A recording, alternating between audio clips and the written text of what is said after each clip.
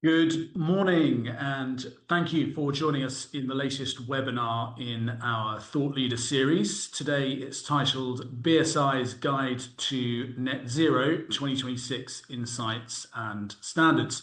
It's a topic that's rarely been more relevant or more challenging for organisations to get right.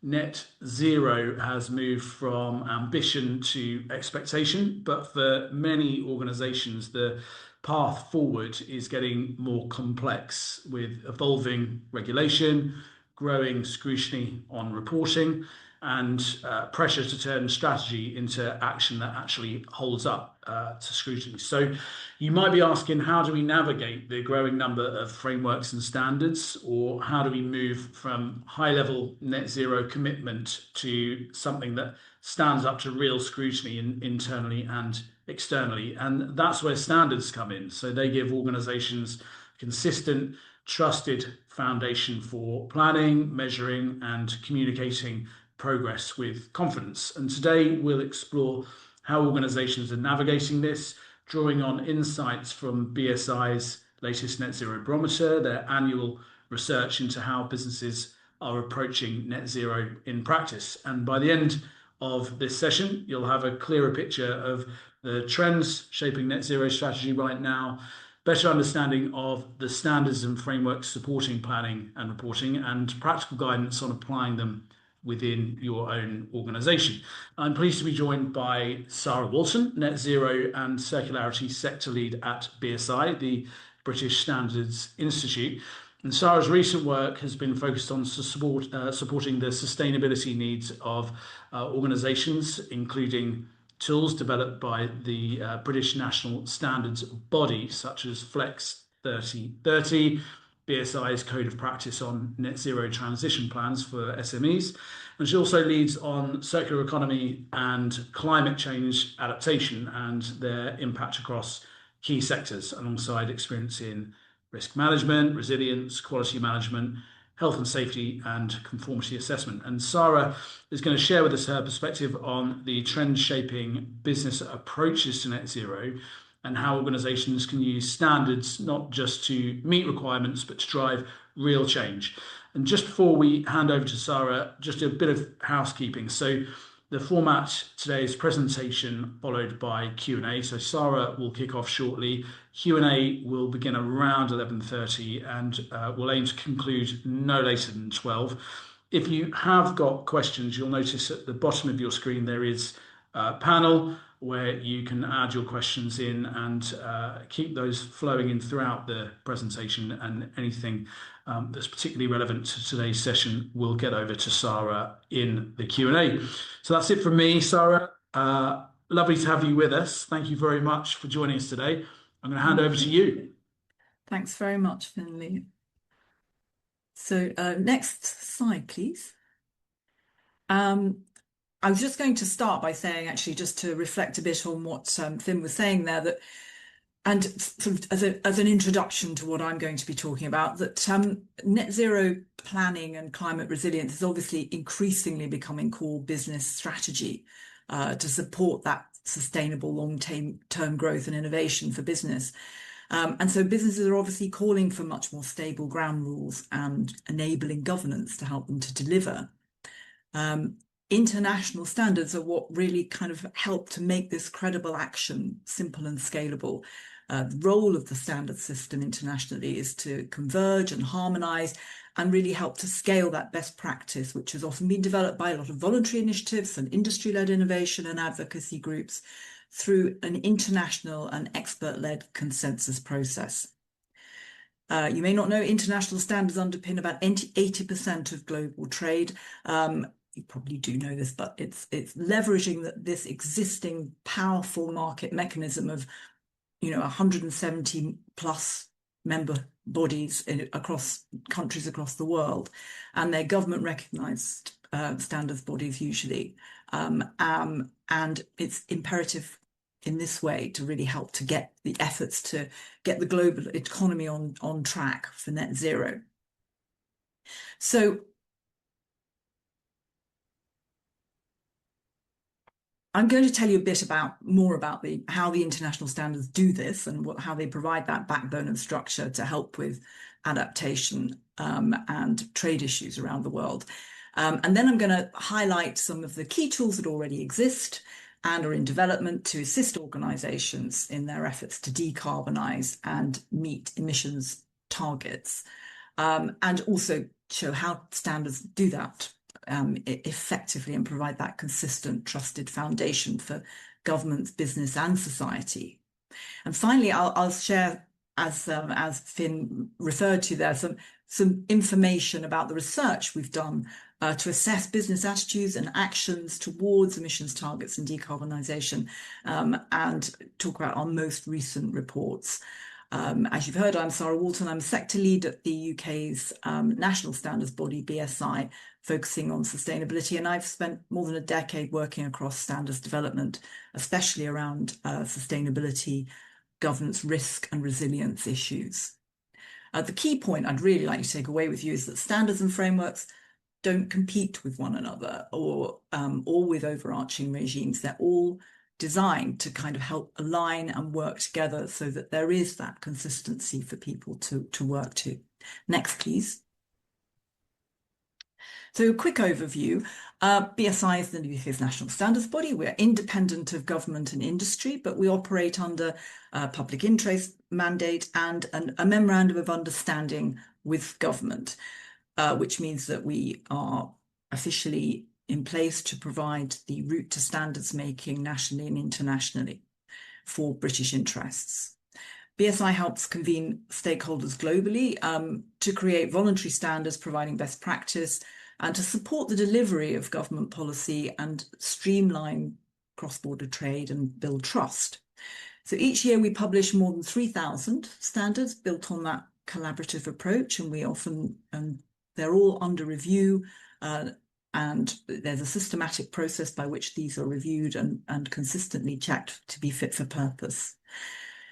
We operate in the national interest, but we have that global reach and impact. And importantly, we are impartial, independent, apolitical, and we work as a profit for purpose organisation with that public interest mandate. Next, please.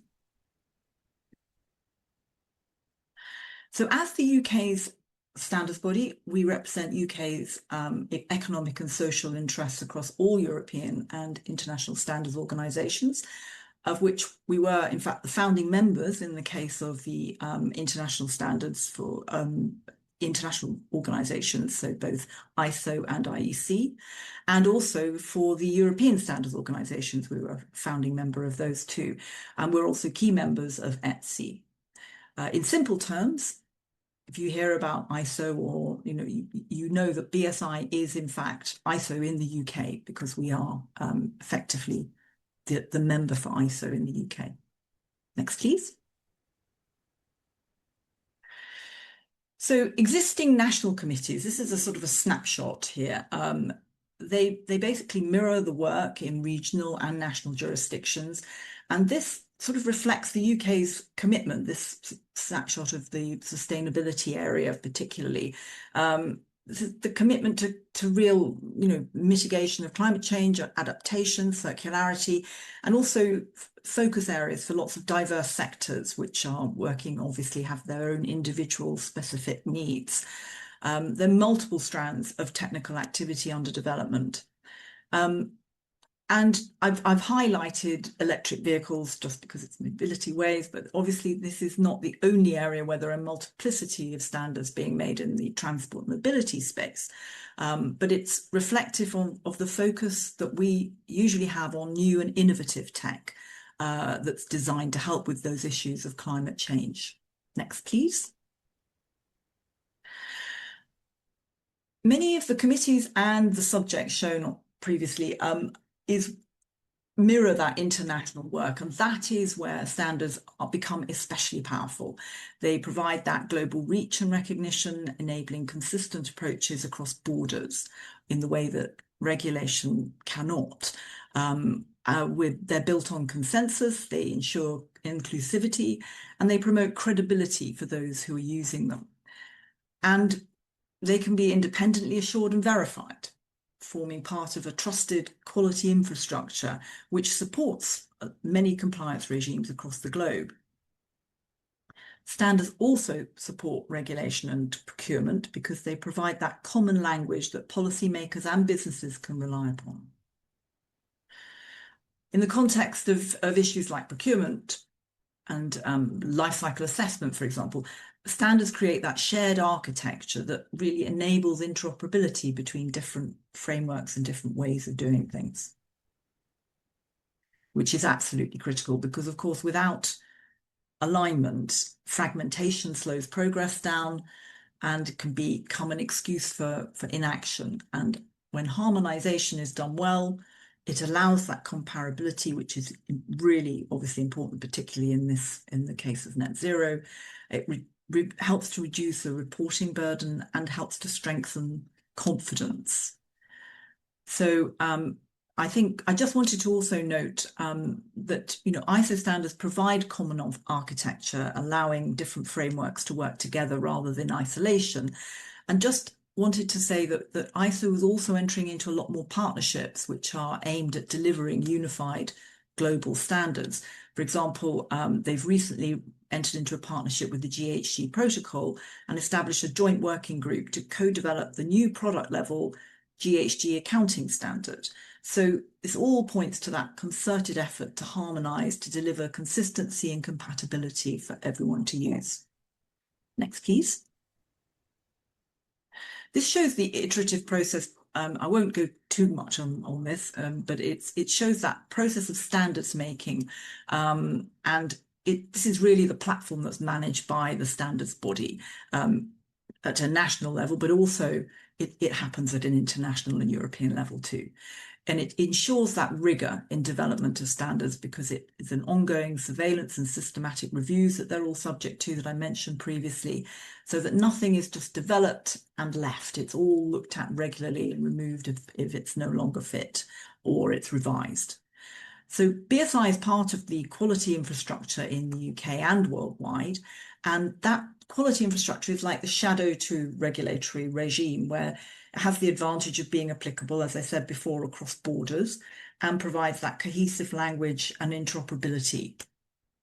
So it's a system which does rely on the independence of all of the parts and on competency of the third-party oversight. So standards are produced independently, and if they're measurable or requirements-based in some way, they can form the basis of schemes which are then third-party accredited or can be third-party accredited as a certification scheme. Next, please.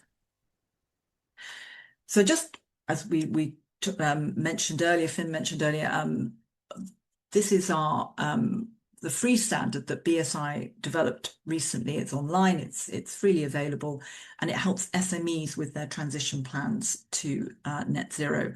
And it was developed after quite a bit of in-depth research to support SMEs. Next slide, please. I'll tell you a bit more about it. It was developed, as I say, as an online tool. There's a link here which will be live in when you receive the PDF that takes you directly to it. It's basically, it was discovered when we did some work early on when the Transition Plan Task Force were working on helping to support larger organisations with their reporting requirements, that the smaller businesses in the supply chain needed to be able to align with the larger organisations, their customers and suppliers, and but they may not be as obligated to report their progress at the time, and still, in fact, but they need to make sure that they are working in cohesion with what's going on at the larger level. So that was why this was developed. And as well as this work to support SMEs, BSI has also led efforts in ISO to develop the net zero guidelines for organisations, and has also been instrumental in ISO's climate commitment around updating all of the standards for climate resilience. It's known as the London Declaration. And climate-related standards have already been developed for many years in the standard system, like Environmental Management System Standard, obviously, which most people will have heard of. And from that net zero guidelines, though, it was decided to go on to create an international consensus-based and measurable requirement standard for net zero, which I will just talk about next. Next slide, please. So the net zero guidelines were about the key principles for net zero transition for organizations, and that led to BSI considering that they would need to make a proposal to convert that into something to really help develop those structured approaches needed for verification and measurement. And so this standard is to be the world's first alignment standard for net zero. Next slide, please. It's going to provide clarity on how organizations can approach developing their transition plans. And at a global level, it should provide a powerful market and policy tool for accelerating net zero transition overall. It's going to give a globally recognized approach to net zero transition planning, respecting equity and global deviations in capacity. It will contain some robust and independently verifiable requirements, helping organizations and stakeholders build confidence that all of the transition plans that they're producing are going to be measured and managed. In a time when market and policy conditions can feel increasingly unpredictable, there's now growing convergence and clarity around what credible corporate climate action entails and how these directly inform and strengthen business resilience to market volatility, which is obviously exacerbated by that climate change risk. So this is really about transforming supply chains overall to identify, measure and manage risks and really drive that business resilience planning that's required.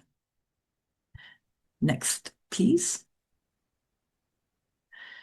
So after 2 years of negotiations in what has become one of the largest international working groups of ISO, consensus has been reached on a draft standard for public consultation.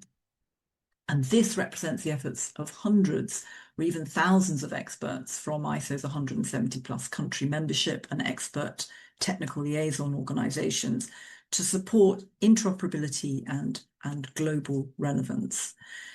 So the standard's been available for public comment from Monday, 22nd of June, and it's available for 12 weeks through each country's national standards body, so BSI in the UK. And then there will be a vote on the draft in September based on that market feedback. BSI and ISO are obviously strongly encouraging governments, businesses of all sizes, researchers, civil society actors to contact their national standards bodies to ask to review the draft and comment on it. And there is a link here that you'll be able to access to go directly to that that consultation on our website. Next, please. Now, as I hope I've kind of given a good background to and alluded to, BSI has a strong and long track record of leadership in development of environmental standards. We've been engaged for many years in developing some key and long-standing standards around like the Environmental Management System Standard, which began as a national standard in the UK, and standards like the Energy Management System Standard. And as the NSB, we want to provide guidance and information to help industry and business in the UK, especially, given the commitments that we're under to reach that target by 2050. So one thing we've been doing for the last 6 years now is an extensive piece of research on the changes we've seen in attitudes and actions towards net zero targets. And this resulted in the Net Zero Barometer, QR code here for you to access direct. And it gives us a unique view where business is going, as it's the longest running survey of its kind in the UK. So I'm just going to explain something of the key findings of this latest research on business activity.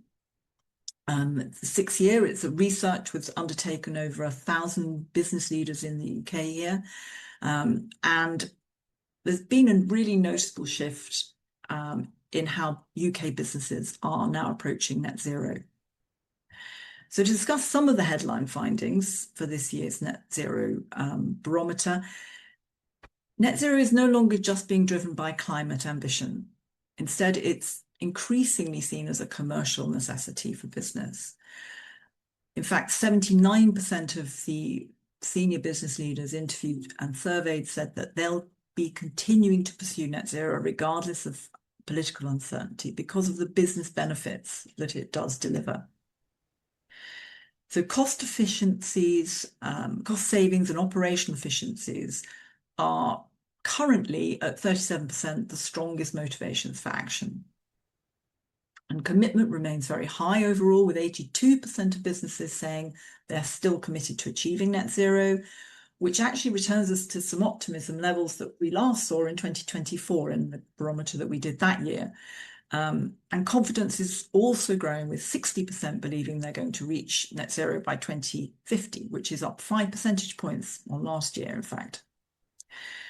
The 2026 data really marks an evolution in how the UK business community seems to be engaging with the road to net zero.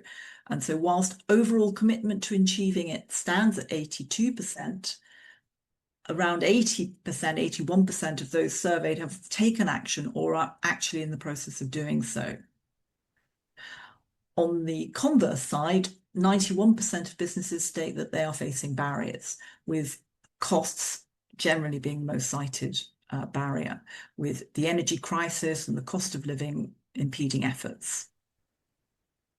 Of these, the financial cost of transition remains the most cited obstacle, constraining progress for about a third of organisations. Whilst over half of those surveyed have published formal commitments or are about to, 38% of firms altered their net zero targets in some way, whether by extending or pausing, or in some cases, actually abandoning them altogether. So businesses are almost universally seeking help to make the transition viable, with around 91% really interested in receiving support and clear guidance, and 88% calling for greater financial incentives from government.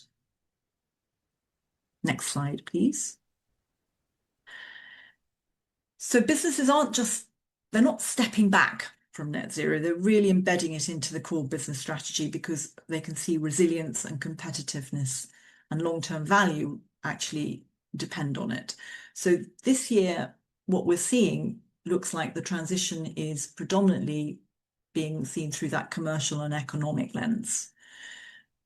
And the growing pragmatism around that is underpinned by an understanding of climate-related risk and the growing threat of supply chain disruption, with 80% of businesses recognising that failing to prepare for climate change will possibly carry long-term financial operational consequences.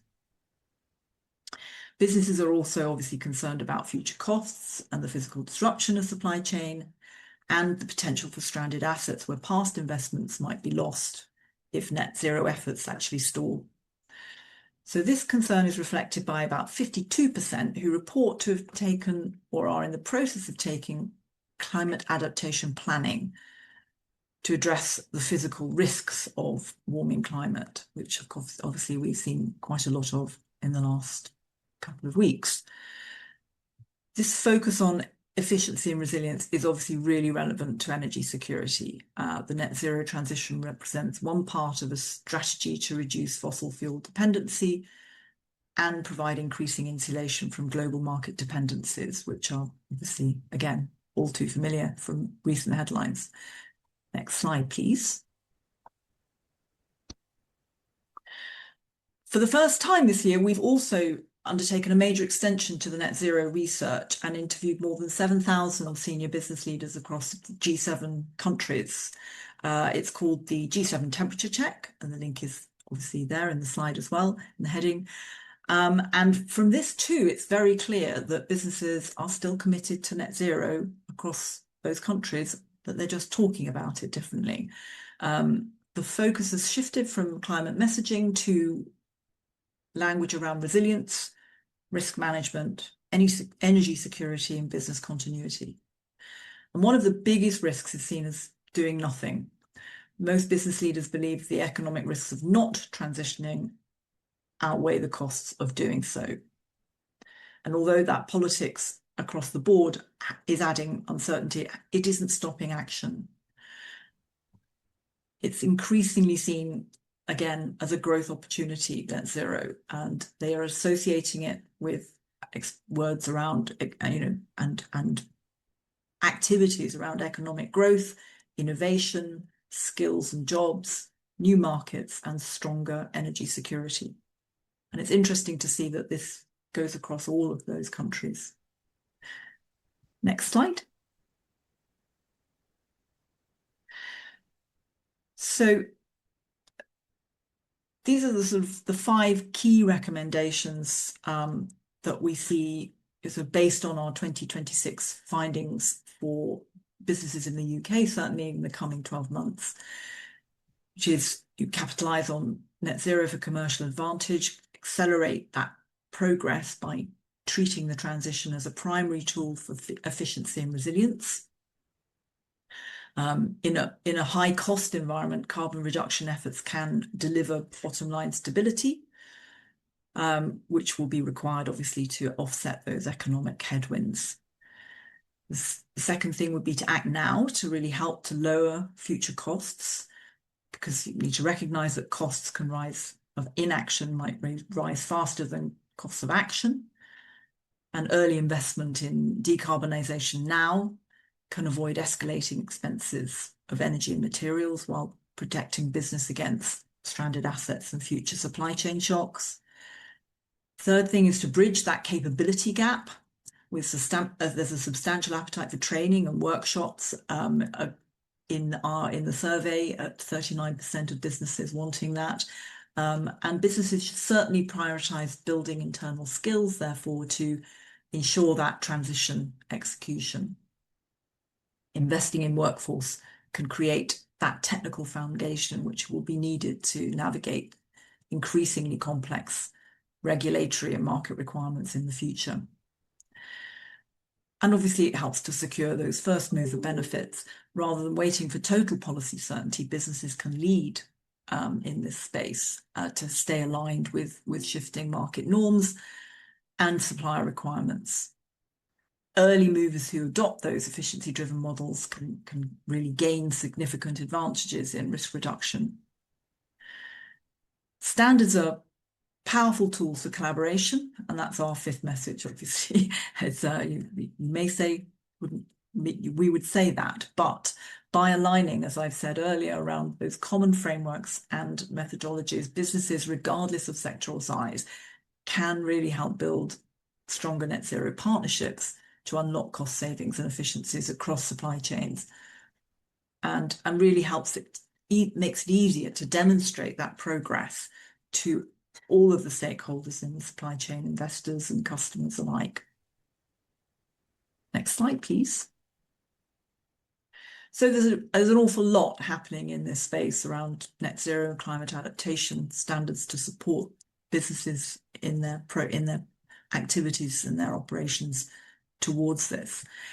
And there are actually real opportunities in standards development for operational experts and practitioners to be involved in the work. As I mentioned before, we really encourage you to comment on the draft standard for the ISO on net zero alignment for organisations.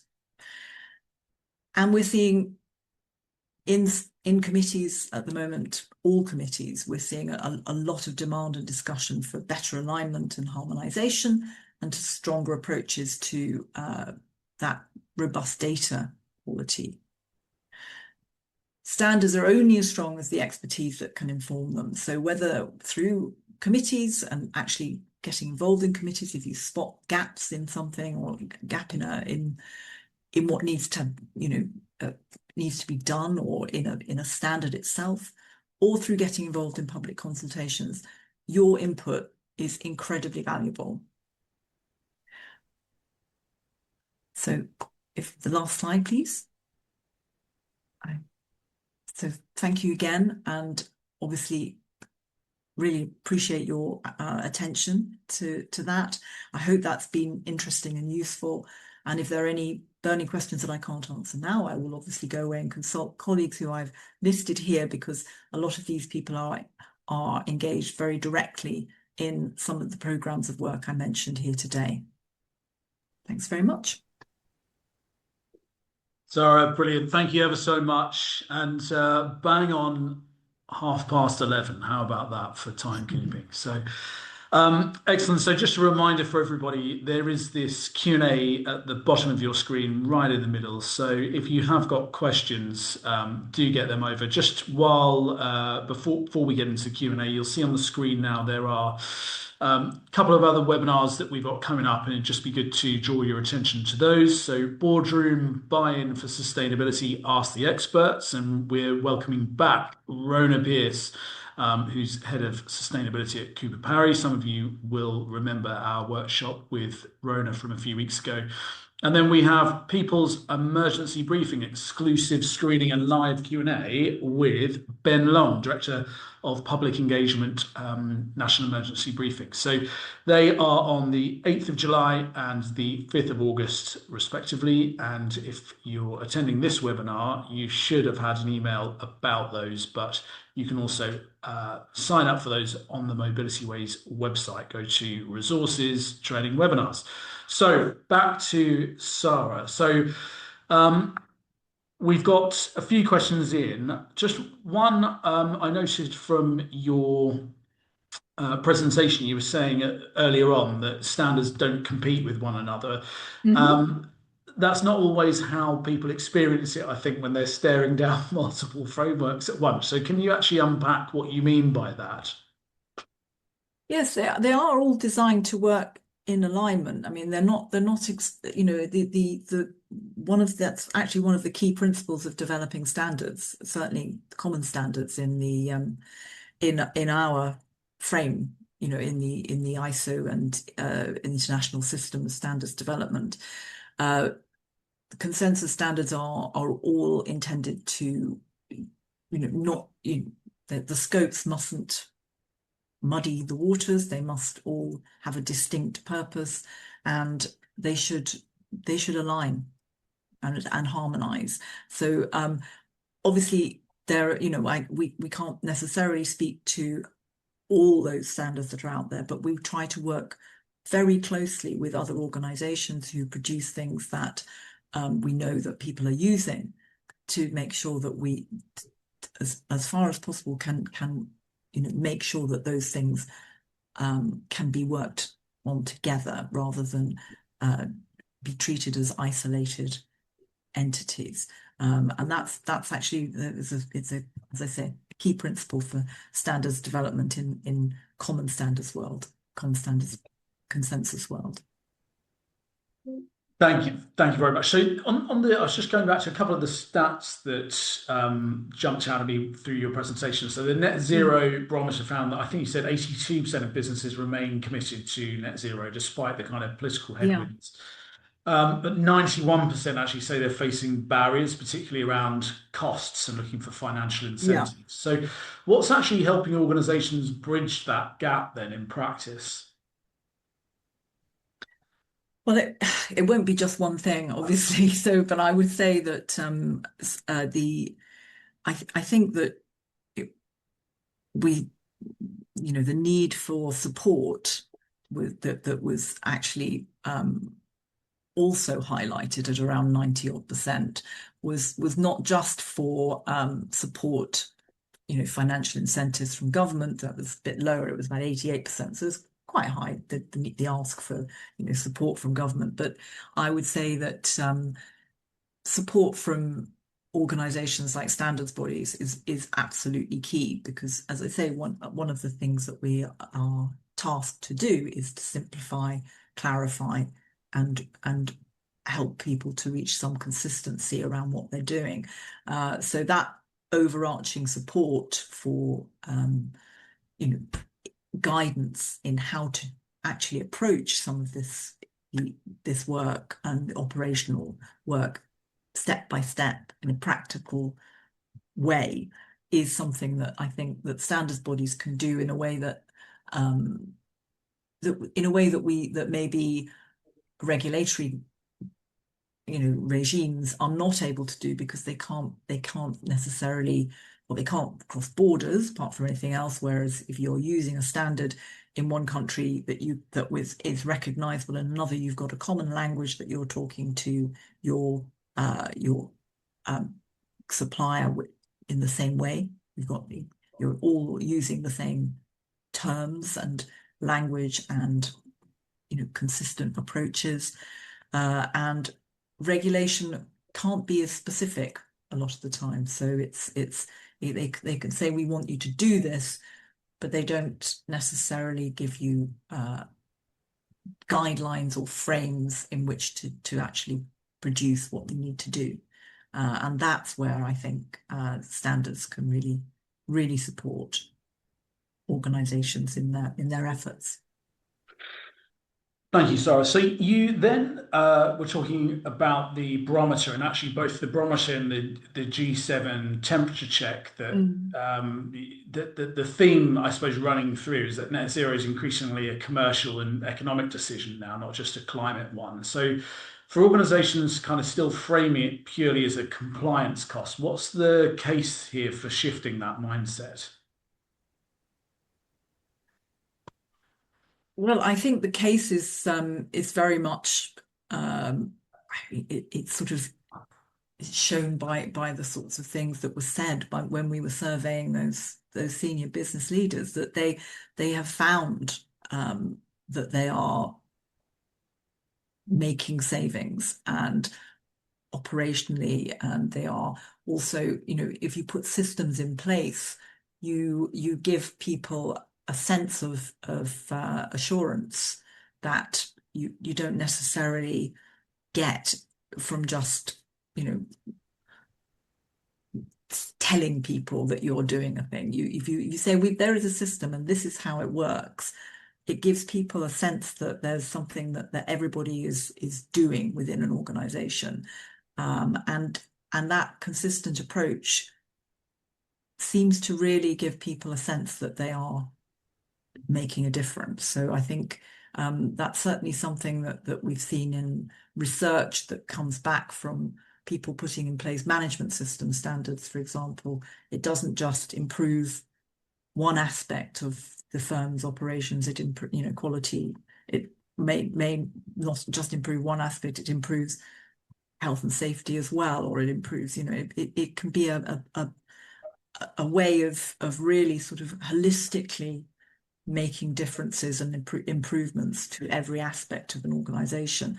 And I think those things are, I think you see those things in it if you take a decision to make to actively make a plan, a transition plan, and to put a system in place to make it work.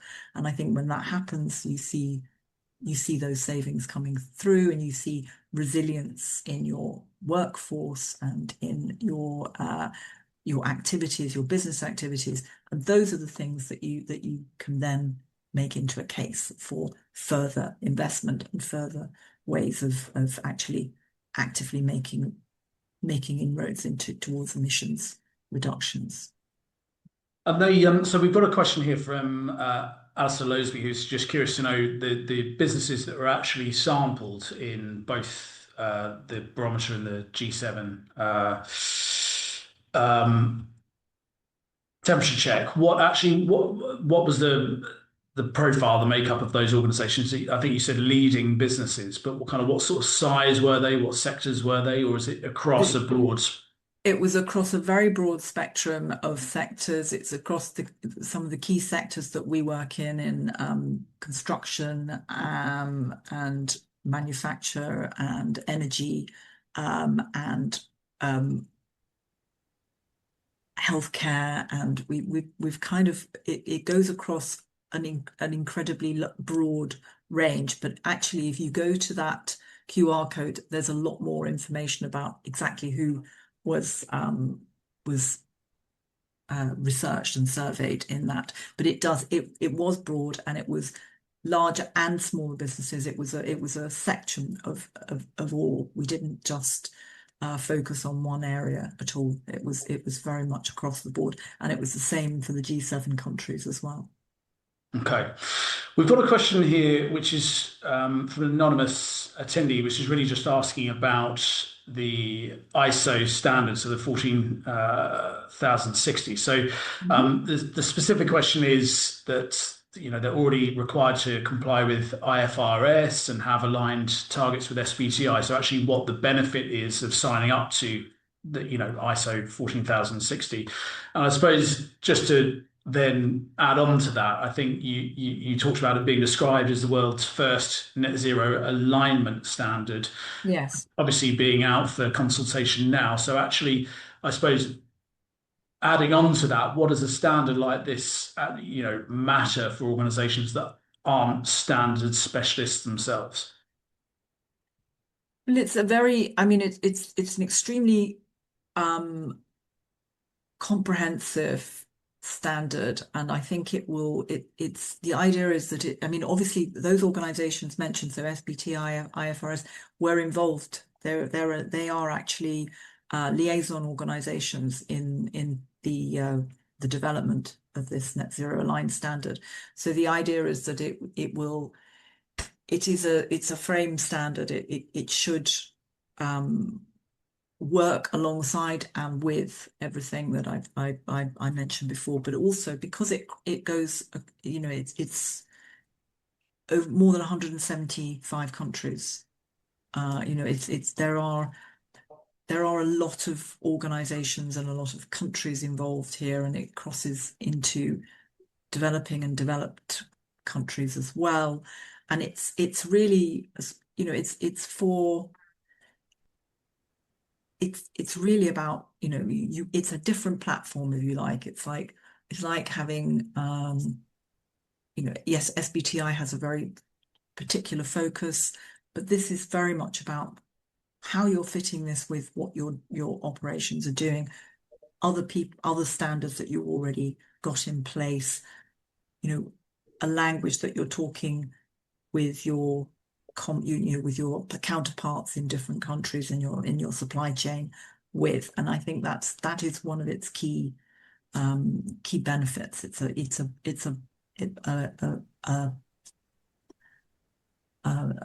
high aspirational tool, but it kind of it hopefully pins everything together in a way that will make it consistent for everybody to use. Right.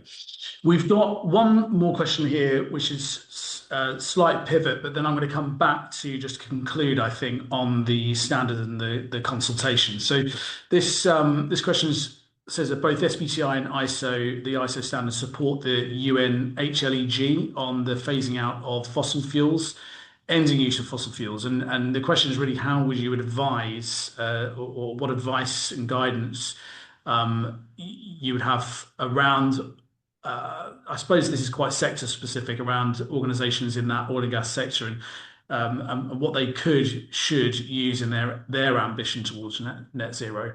So that's something you're able to share with thoughts or opinion on. Could you repeat that? I'm not quite sure I got exactly what that question was really. Yeah, sure. So it's just that both the standard, the ISO standard, and SBTI support the UNHLEG, so the high level expert group on net zero emissions commitments of non-state entities. Right. Yeah, so they support that stance on phasing out of fossil fuels and ending the use of fossil fuels.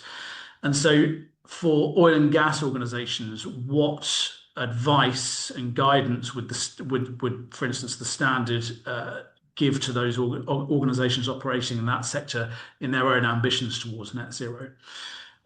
Big question, but It we've been is, and asked I it. think I would have to say I think you need to go and look at the standard because the draft is available for anybody to read now, and it's not long. It shouldn't be a vast, difficult thing for people to get engaged with. But I think if you think and if you look at that and you think that there is something that isn't quite clear from that, then that's definitely a comment that to make in the consultation and to put forward to us, and then we can take it back to the committee.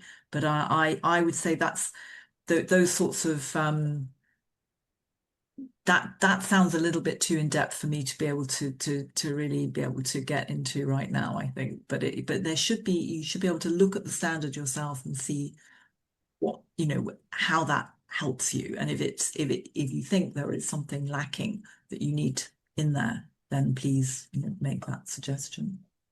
Well, that segues quite nicely, I guess, to the final question, which is because you've spoken about businesses being able to help shape standards rather than just following them. And so Absolutely. yeah, so for someone in today's audience who's never actually engaged with a standards consultation before, what does that actually look like, and is it worth their time?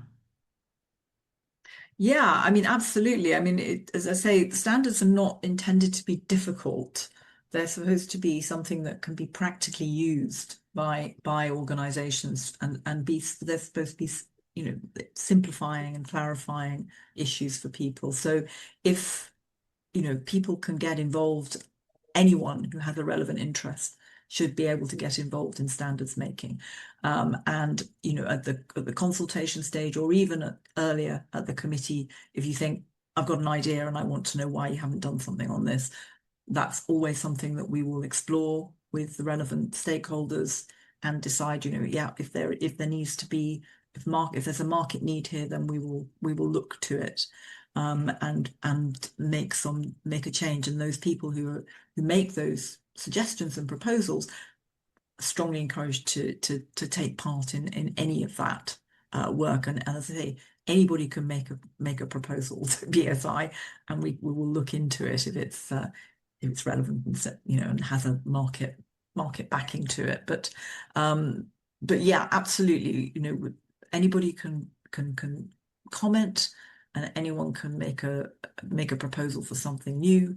And I would say that it is absolutely, it is about standards are for the people who make them, basically. So they are being designed by people who are going to use them, for the people who are going to use them. And so the whole point is that they should be fit for purpose, and that they can be used by businesses in their, to achieve what they need to achieve. So if we would be failing in our duty entirely if we did not encourage as many businesses and practitioners and experts who know their stuff in to take part. So that's exactly what we're attempting to do here. I really hope you'll go and look at the standard and make a comment. Well, there has actually another question while you were just talking then. So another question just popped through, which is, I suppose, a bit of further encouragement depending on your response. So this Mhm. question is from Melanie, who's asked, are we assuming that additional assurance automatically leads to better corporate behaviour? So what would you say to Melanie? Sounds like a philosophical point to me, but I'm not sure if philosophy is my thing right now. But I would say that actually, yes, I do think that third party oversight is important. I think that it makes a system stronger if people who make standards and schemes are not, if that, if you make a standard and somebody else is the person that sets the scheme up, and then somebody else assesses the competence of the person who is going to certify that scheme, then you've got a system which is, has third party in it. It's not just someone has set something up and then goes and marks it themselves. It's different state, you've got different levels of rigor and different levels of governance within that. And that effectively should lend itself to a good system of compliance of actual decent behaviors and good practices, because you've got oversight in there. You've not got just one-on-one or second party or self-certifying. You've got people saying, somebody has come in and checked this out and has third party certified it. So I think it can make a difference, yes. And I think when regimes and regulatory bodies are under so much pressure, and they don't have the ability often to put officers on the ground to check that things are happening, or or that things have been done. It is a very useful system of being able to have competent people and expert people go and check and help and make sure that things are operating to criteria which have been set also independently. So there you are. There, a philosophical answer, but I hope no, a philosophical question, but I hope the answer was a bit more kind of precise towards towards I think the way a system like that works and should work. It was. Thank you. We did have a question in about the saying that the ISO standard was inaccessible, but I believe you said Monday until the 17th of August. Is that correct? Yes, from Monday the 22nd of June. If you can't get hold of it, I'll go and oh, there was a point that I did get a note yesterday saying that there was a moment when it couldn't be accessed, but now it should be. Now it should be. Okay, so Yes, so sorry, everybody. there were a couple of hours where we had a bit of a nail biting moment because we're on the system on the platform, but I think it's now available to access via the link. And if not, please let me know and I will go and check. Excellent. The other questions on here, I believe, were answered actually through your presentation. And so, one question we did have is, will the slides be shared? Yes, they will. Yes. And yeah, they will indeed. So, we're kind of out of questions now, Sarah, which rather suggests that you've done a terrific job of answering whatever people were thinking before they turned up today. So, whatever was on their mind. So, just a reminder that we will be sharing a copy of the slides and the recording link, which will also be available on our YouTube channel later today. So keep an eye out for that if you want to watch it back. Just leaves me to say thank you very much indeed, Sara Walton, for joining us, and Thank you to for our having me. audience for giving up your time to attend today. Great to have you all with us as always, and we look forward to seeing you all again soon. And have a great rest of the day. Thank you. Thanks very much. Bye bye.